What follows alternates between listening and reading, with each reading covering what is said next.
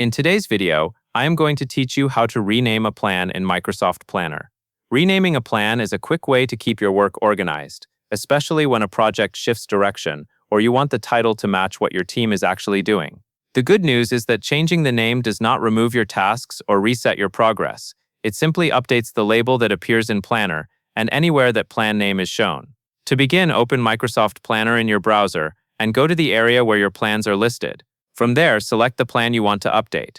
In this example, you will go to the plan called Project Management. Once you open it, you should see the familiar board view with your buckets and tasks. Next, look near the top of the plan for the plan header area. Click in the highlighted area near the plan title to bring up more options.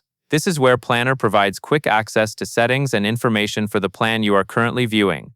Now select Plan Details. This opens the panel where you can view and edit key information about the plan. Take a moment to confirm you are working in the correct plan before making changes, especially if you manage multiple plans with similar names. Inside Plan Details, click in the highlighted area again to focus on the editable fields. Then click on Plan Name. When you click Plan Name, the text becomes editable, so you can type the new name you want to use. Enter the updated name carefully, using a clear and specific title that will make sense to anyone on the team. If your organization uses a naming convention, such as including a department name or quarter, follow that same format so the plan stays easy to find later. After you enter the new plan name, click away from the field or anywhere outside the name area to let Planner apply the change. Give it a second to update. You should see the new name appear at the top of the plan. Once the title updates, you are done.